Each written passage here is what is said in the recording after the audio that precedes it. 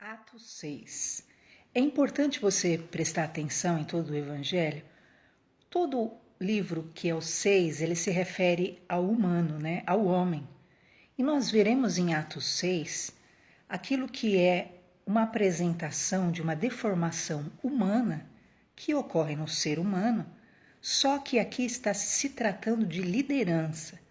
Então você vai ver aqui em Atos 6 a diferença entre uma liderança, um líder saudável e verdadeiramente cristão, e um líder doente e carnal. Nós veremos juntos o que ocorreu em Atos 6. Primeiro, os gregos vão até os apóstolos e começam a reclamar porque estava havendo um problema na entrega das mesas e as viúvas dos gregos não estavam sendo ajudadas como as dos hebreus, ok? Então, estava havendo mais um cuidado com os hebreus do que os gregos que se convertiam. Seria esse o problema que apresentaram para os apóstolos. Os apóstolos, você vai ver aí o primeiro exemplo daqueles que são realmente cristãos, daqueles que têm uma liderança realmente apta e estabelecida pelo Senhor. O que eles fazem, né? O que eles fizeram aqui? Os 12 se ajuntaram e eles realmente perceberam que eles não tinham condições de atender mais as mesas. Então, eles falam, olha, então vamos delegar pessoas aptas para fazerem isso, pessoas que realmente vão tomar essa atitude. E eles, então, como uma liderança saudável, o que é uma liderança saudável? Eles tiveram um líder saudável que era Jesus, né? Um líder saudável, ele gera pessoas melhores do que ele. Um líder saudável, ele reconhece potenciais. Ele não potencializa deformações, não. Ele potencializa qualidades. Ele tem essa capacidade de identificar valores individuais, trabalhar esses valores e potencializar esses valores e usar realmente essas pessoas como ferramenta no corpo. E os apóstolos então fizeram isso. Eles mandaram o povo escolher dentre o povo homens idôneos, cheios do Espírito Santo, homens que realmente tinham todos os atributos que eram importantes para aquela função, que era uma função também administrativa, então requeria sabedoria, né? E era alguém, então, que eles iriam, diante das qualidades dos atributos, colocar sobre aquele importante negócio. Qual era a responsabilidade? Essas pessoas iriam administrar todos os bens, imagina só, né? Além de tudo, ia fazer a repartição daquilo que eram as ações sociais adequadas. O que era servir à mesa? Era a garantia de pão. Todo cristão teria e tinha na igreja primitiva esse cuidado de ser assegurado o pão na mesa, né? E igrejas saudáveis, basicamente, devem também se preocupar sempre com isso, né? Se há pessoas desempregadas, se há pessoas passando, nós sabemos nesse Brasil de crise, né? Não é simplesmente Deus te abençoe, né? É dar um acompanhamento e, no mínimo, oferecer a cesta básica para essas pessoas. E aqui nós vemos a marca da liderança saudável. É uma liderança que reconhece potenciais, é uma liderança que avalia e tem essa capacidade realmente de enxergar valores em pessoas. Então, um líder levantado por Deus, ele é um líder que não está ali achando que tem um poder sobrenatural, porque não tem poder nenhum, né? Não é porque está ali, porque é bom, porque é melhor. Não. Ao contrário, Jesus falou, quem quiser ser o maior, seja o menor, lembra? Então, um líder verdadeiramente cristão, ele está ali consciente de que ele serve ao corpo e ele quer buscar melhor maneira realmente para que o corpo seja bem atendido. Então ele vê nas pessoas ele tem uma visão, os olhos dele são bons, porque ele é uma pessoa sarada. O coração dele é bom, porque ele é uma pessoa sarada. Então ele olha e procura o potencial das pessoas. Então, um bom líder, ele busca as qualidades das pessoas. E aí nós vamos prosseguir. Diz então aqui que um destes homens que são indicados, diz a palavra do Senhor, por que é importante nós ressaltarmos isso? Os apóstolos então decidem, realmente, nós não temos condições de fazer isso, nós precisamos de pessoas que sejam boas nisso, né? Então esse é um líder sadio, ele sabe que existem pessoas que são melhores que ele. Ele sabe que existem pessoas que podem fazer melhor que ele algo, né? Então um líder sadio, ele não se julga perfeito. Ele sabe, eu sou bom nisso. Agora, nisso que eu não sou bom, né? Ele não vê nisso um motivo de autodestruição. Não, ele busca braços para tornar aquelas áreas boas. E os apóstolos fizeram isso e disseram: nós precisamos, então, nos unir para nos dedicarmos mais à oração e à palavra. E então levantemos essas pessoas aptas para administrarem e cuidarem da melhor forma disso tudo. E assim eles fizeram, visando se dedicarem mais ao forte deles, se dedicarem mais naquilo que era a sua qualidade fundamental. Então, fechado por enquanto a parte 1 do bom líder, certo? Ele potencializa, sabe quem ele é, sabe quais são suas qualidades, sabe reconhecer seus erros, sabe reconhecer os seus defeitos, as suas fragilidades e busca naqueles que podem preencher essas facetas, essas falhas, diria assim, e essas pessoas são encaixadas para que o corpo ande da melhor maneira. Diz então que o povo, diante dessa menção, que eles se dedicariam mais à palavra e à oração, o povo traz alguns nomes. E a multidão elegeu Estevão, que era um homem cheio de fé e do Espírito Santo, e elegeram Filipe, e elegeram Timão, e elegeram Nicolau, e elegeram Antioquia, um prosélito. Então isso também é interessante, porque o líder, ele também sabe reconhecer aqueles que têm acesso ao povo e o povo se identifica também com eles. Então não é aquele sentimento de que, porque o povo gosta desse. Você vai ver a história de Estevão, O que era esse homem? O que se tornou esse homem? Então, um bom líder, ele é saudável mentalmente, emocionalmente, sentimentalmente, Ele vê no outro a qualidade e o meio de realmente ele crescer e desenvolver mais e mais a obra de Deus. Diz que apresentaram esses nomes aos apóstolos, aos 12 apóstolos. E então Estevão, que era esse homem cheio do Espírito Santo, um homem de fé, e todos os demais. E ali os apóstolos impõem as mãos sobre eles, delega as responsabilidades deles e os abençoa para o exercício daquele novo tempo. Assim, o que aconteceu? Crescia a palavra de Deus e se multiplicava o número dos convertidos. E é interessante esse versículo 7 que diz: e grande parte dos sacerdotes aceitavam a fé. Queridos, quer milagre maior que esse? Lembra aqueles sacerdotes que perseguiam? Aqueles sacerdotes, que mataram Jesus, que foram os responsáveis, junto com toda aquela corja religiosa, por prender, difamar, destruir Jesus? Pois é, grande parte destes sacerdotes, agora que os apóstolos estão ali se dedicando à palavra e à oração, grande parte desses sacerdotes se convertem. Glória a Deus! Sabe o que acontece? Quando você exerce a sua liderança dentro do propósito divino e você faz aquilo que precisa ser feito, vai haver um desenvolvimento pleno, porque você é usado e se desenvolve naquilo que são os seus talentos, não é verdade? Enquanto você fica ali com a mentalidade centralizadora, né? Que fica com aquela mentalidade de Saul, que quer tudo na sua mão, o que vai acontecer? Você acaba não conseguindo desenvolver nada, né?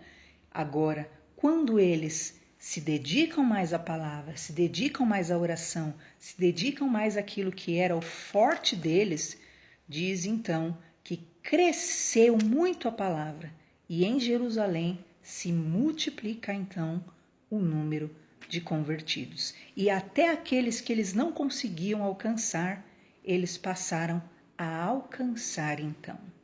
Então esse é um exemplo, essa é uma lição fundamental daquele que é, né, um bom líder, né? Ele reconhece potenciais, ele enxerga potenciais, ele sabe se dobrar diante de pessoas capacitadas, ele reconhece habilidades, ele identifica valores, né? E agora você vai ver o oposto. O que é uma liderança doente? O que é uma liderança carnal?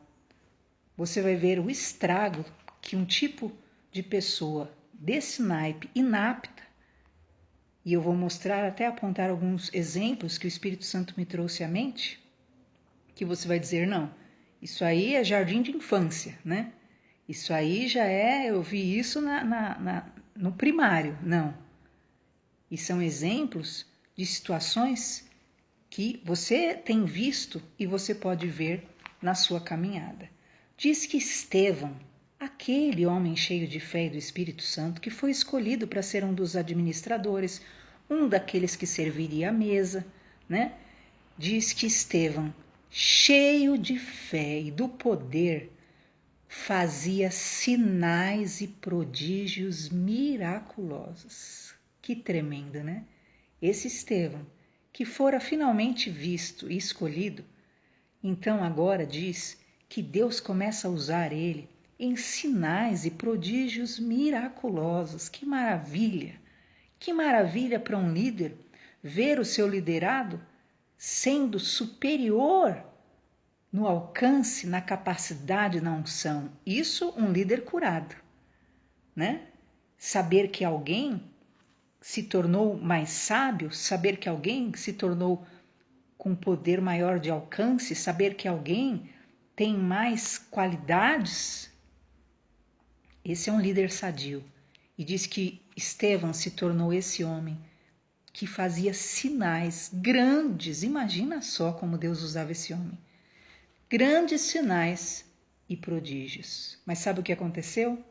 Aí se levantaram os líderes deformados, os líderes doentes. Diz que levantaram-se alguns que eram da sinagoga, alguns chamados de libertinos, e esses disputavam com Estevão. Então essa é a marca principal de um líder sadio e um líder doente. Um líder sadio potencializa as qualidades, reconhece, admira, apoia, incentiva e habilita a pessoa a utilizar os seus dons e crescer mais e mais naquilo que são suas qualidades. Agora, um líder doente, como diz, ele vê no outro motivo de disputa. Ele vê no outro aquilo que é concorrência. Você lembra de Saul? A maior tipologia de um líder enfermo é Saul. E ele aponta todas as características realmente que envolvem realmente a deformidade plena de uma liderança. O que ocorreu? Ele via em Davi o quê? Alguém apto, merecedor realmente. Esse rapaz é um rapaz apto, esse rapaz é um rapaz preparado por Deus. Esse rapaz tem qualidades, mesmo que se forem desenvolvidas e potencializadas, ele vai ser um estrondo. Não, Saul nunca, jamais admitiria isso, mas ele queria o quê? Matar Davi, porque ele via em Davi motivo de concorrência. Ele enxergava Davi como disputa. Então, O que é um líder que disputa? Eu vou dar alguns exemplos que você vai falar. Eu vou te dizer, você já viu isso? Por exemplo, um líder que disputa com seus liderados, ele sempre vai ter ações centralizadoras. Quem é para orar, ele vai querer orar. Ou se alguém orar, ele vai dizer, eu oro melhor. Se alguém pregar, ele vai olhar para o liderado dele que pregou e vai dizer, por que você não deixou eu pregar? Eu prego melhor. Então ele disputa com todo mundo. Ele não tem a capacidade de reconhecer o potencial e a capacidade de ver a qualidade. Na verdade, ele vê, mas ele inveja aquele potencial, porque lhe falta realmente brilho próprio, amor próprio e achar seu lugar, menos aptidão para a liderança. Porque é um líder que vai olhar para o outro, olha a diferença. Os 12 apóstolos procuraram pessoas, identificaram as pessoas cheias do Espírito Santo, as pessoas que tinham sabedoria. Ele olhava e procurava o quê? Talentos nas pessoas. Agora você vai ver o que esse líder que disputava queria fazer. E não podiam resistir à sabedoria e ao Espírito Santo que falava na boca de Estevão. Então, eles foram para o lado da disputa, eles foram para o lado da concorrência. Por exemplo, se alguém chegaram nos apóstolos, nos 12 disseram, olha, não estão tendo condições de servir à mesa. O que os 12 apóstolos pensaram? Então, vamos ver pessoas aptas para servirem às mesas. É óbvio para um líder, para quem tem mente de líder. Agora, uma pessoa doente. Se alguém vai reclamar e dizer, olha, estamos precisando aqui, quem pode fazer agora escrever? Uma coisa óbvia eu estou falando. O líder vai falar, eu escrevo. Ah, tá, você escreve. O próprio líder podia delegar, não é? Não. Quem pode orar? Ah, eu oro. Quem pode pregar? Ah, eu prego. Quem pode exercer tal coisa? Eu. Por quê? Porque ele não quer que desperte ou apareça o talento de ninguém. Porque essa ação centralizadora e covarde, na verdade, inapta para um líder, na verdade, visa que ninguém reconheça e saiba do potencial de ninguém. Então, até se alguém tem uma ideia e executa uma ideia, ele pega a ideia e fala, realmente, essa ideia é boa. E ele atribui a si. Ele não vai dizer, olha, eu quero parabenizar a dona Joana. A dona Joana teve essa mentalidade, esse pensamento, propôs isso para nós. Isso é maravilhoso, nós vamos seguir isso. Não. Ele vai dizer, eu tive essa ideia eu tive e essa ideia vai ser assim. Então, um líder doente, ele vai sempre desclassificar o que os liderados fazem, porque ele precisa se potencializar, porque na verdade se sente inapto, incompetente. Então, ele pega a obra dos outros, atribui a si, compreende? E dessa forma, ele mantém ali pessoas subjugadas. Por quê? Porque as pessoas, se elas não têm amor próprio para se avaliarem e saberem o seu lugar, elas têm duas atitudes. Ou elas se calam e sabem da doença daquela liderança, ou elas têm a atitude, então, de acreditar que são incapazes, incompetentes e precisam ser aceitas. Então, se mantêm submetidas a uma liderança assim. Diz, então, que esses líderes carnais, eles não conseguiam lidar com a sabedoria do Espírito Santo que estava em Estevão. Eles não conseguiam lidar. Então, você pensa que eles reconheceram isso? Nunca. Um líder enfermo, ele não vai reconhecer a capacidade dos seus liderados, porque ele precisa se exaltar pela sua incompetência, na verdade, se manter no lugar pela sua imposição, ok? E o que diz? Eles não podiam lidar com a sabedoria de Estevão. Então subornaram os homens para que dissessem que ouviram blasfêmias contra Moisés e contra Deus da boca de Estevão, queridos. Aquele Estevão cheio do Espírito Santo, aquele Estevão cheio de fé, aquele Estevão fazia sinais, prodígios e maravilhas. Então aquele líder, ele suborna, né? Ele usa meios, né? Chantagens, palavras, manipulação, para quê? Para levar pessoas a dizerem que ouviram blasfêmias. Então o que acontece? Aquele líder que vê o potencial de alguém, ele começa a tentar e buscar macular a visão das outras pessoas a respeito daquela que, na verdade, ele inveja e disputa com ela. Então, aquele líder carnal começou o quê? A subornar gente para irem falar contra Estevão. Que lamentável, né? E começaram ali um processo o quê? Né? De difamação, de destruição contra aquele homem, que era um homem realmente usadíssimo por Deus. A que ponto, hein, queridos? Você já pensou? Você avalia a tua vida ministerial. Quem hoje em dia está no patamar que Estevão, né? Ele fazia sinais e prodígios grandiosos. Você tem noção? Tamanha fé e idoneidade desse homem. E esse homem, por causa, né, de uma liderança, como vocês viram aí, da sinagoga, né, enferma, começa a disputarem com ele primeiro, mas como viram que não iam conseguir vencê-lo por aquilo que era o status, né, por aquilo que era o conhecimento, por aquilo que era o entendimento, eles então vão pelo caminho de destruir a reputação de Estevão. Destruir.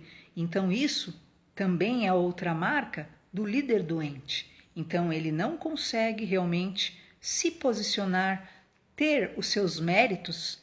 Então a pessoa que tenha mérito lhe ofusca, né? Lhe anula, porque na verdade é como Caim e Abel. Lembra de Caim e Abel?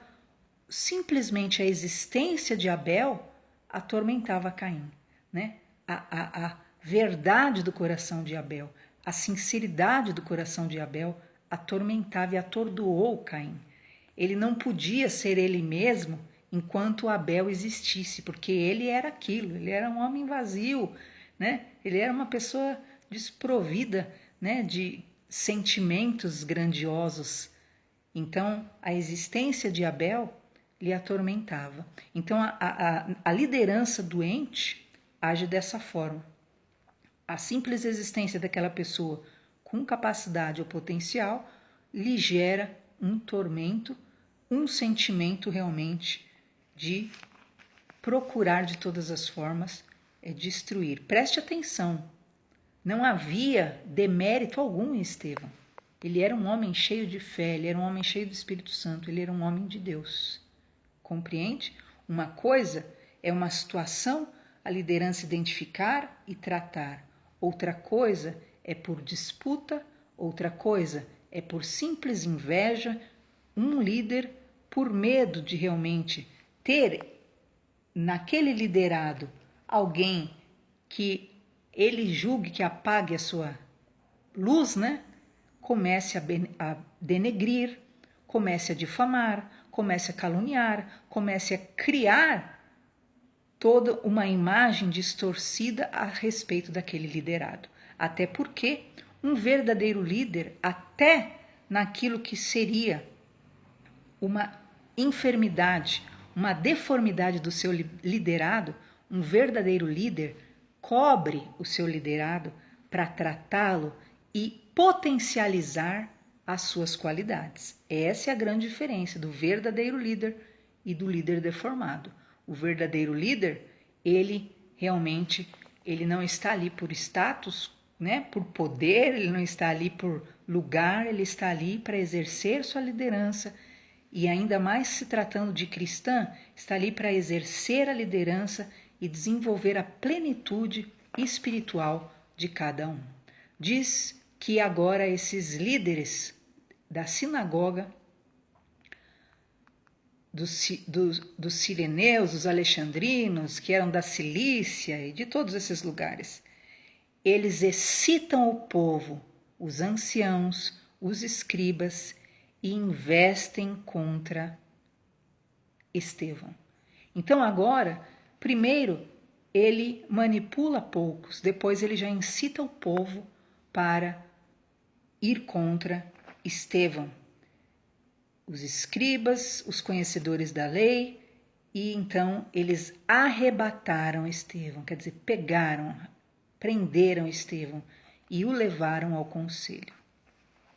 Já todos contaminados com aquela semente, né, da distorção, né, da manipulação, da inveja, da disputa, movido na verdade por sentimentos maus. Entenda, a motivação é muito importante diante de Deus. Por quê? Porque na verdade tudo que eles faziam, levaram ao conselho, mas a motivação, o que havia realmente dentro do coração deles, para levarem ao conselho, que era o que era válido, porque dentro deles, dessa liderança doente, na verdade havia o intuito de quê?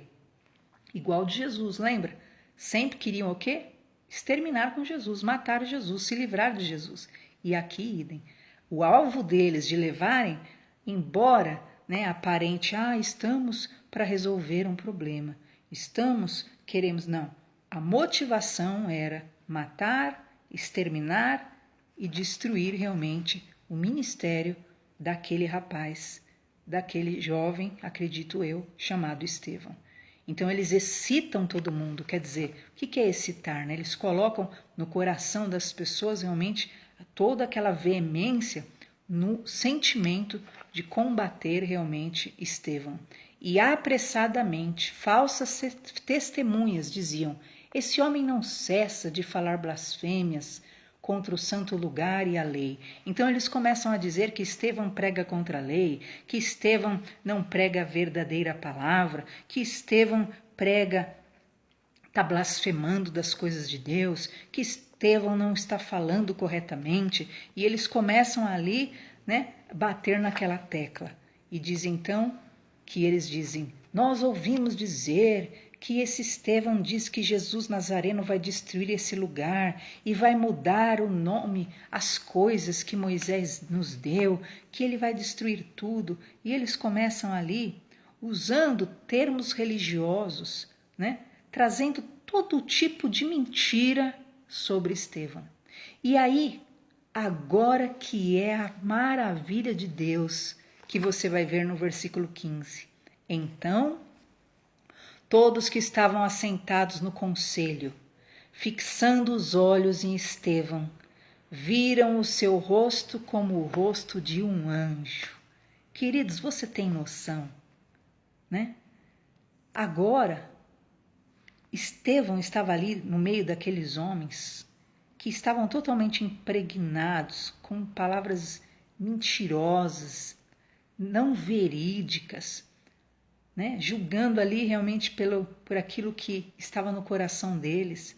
E diz que eles olham para Estevão e eles veem em Estevão o rosto de um anjo. Sabe por que isso? Porque havia inocência. A Bíblia fala: quem nos condenará se é Cristo que nos justifica, né? E ali eles olham para Estevão e eles veem a inocência no coração daquele homem, porque o coração dele era puro, todo o tempo puro. As intenções dele eram puras, eram verdadeiras todo o tempo, independente. Ele esteve na mão de uma liderança saudável, né? Que o abençoou, que o potencializou, e ali ele estava fazendo sinais, prodígios, maravilhas, usando todo o seu potencial, e ele cai na mão de uma liderança maligna, carnal, doente, que agora fica procurando defeitos nele, procurando e caçando, né? Como caça agulha no palheiro, e assim é o líder carnal. Né? Ao invés de ficar caçando potenciais, ao invés de caçar tesouros e curar as áreas deformidades, curar e potencializar e limpar e lavar, como é o papel de Cristo, né? Como o papel de um líder bom. Não, ele cai na mão de líderes doentes que agora caçam situações contra ele, disputam contra ele, né? Vem nele um motivo de disputa, é totalmente carnal a liderança centralizadora, né? E diabólica, ela é assim, né? Porque ela não vê no outro a familiaridade cristã, ela vê no outro competitividade, vê no outro aquilo que é realmente motivo de disputa, né? Então não é que ora, vamos orar, não, tudo precisa ser o melhor, né? E quer ser o melhor realmente porque almeja simplesmente a sua própria glória. Mas quem almeja a glória do Senhor Jesus vai buscar a vontade de Deus em todos os sentidos. Estevão tinha o rosto de um anjo.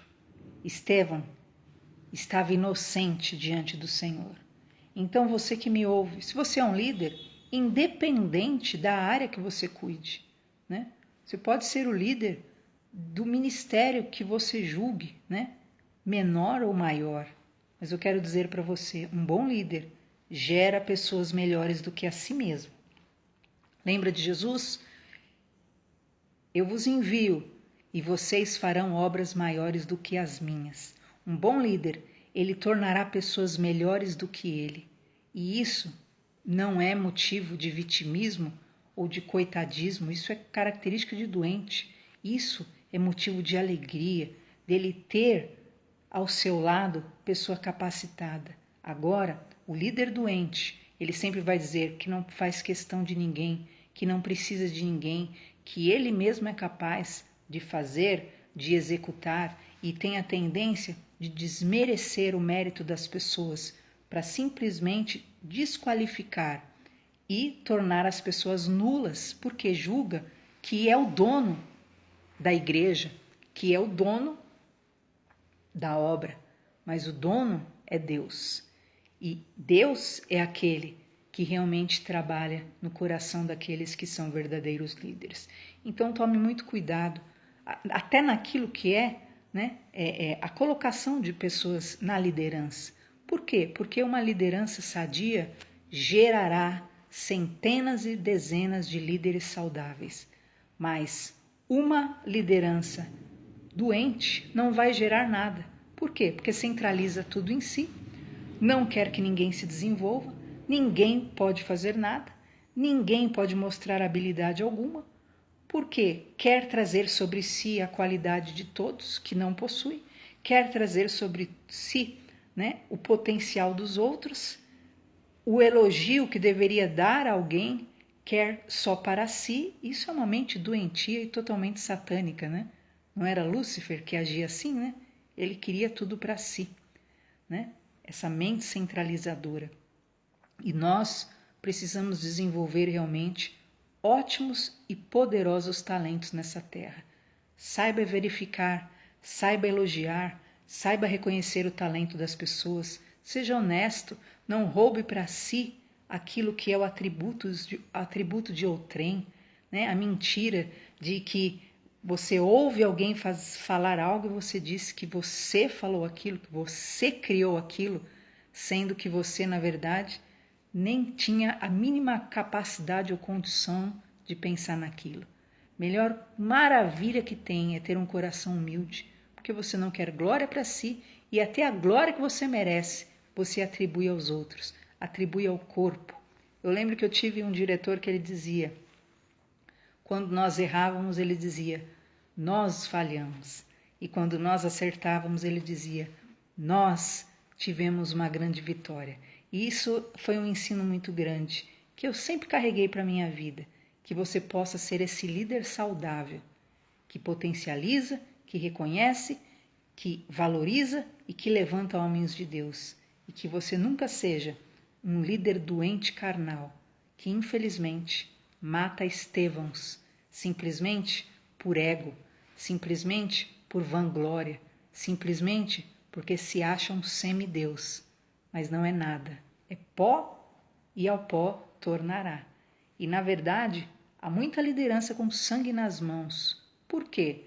Porque na verdade matou e enterrou grandes talentos por simples ego, por síndrome de Saul e por perseguir pessoas aptas e escolhidas de Deus. Guarde na tua mente e medite muito. Atos 6.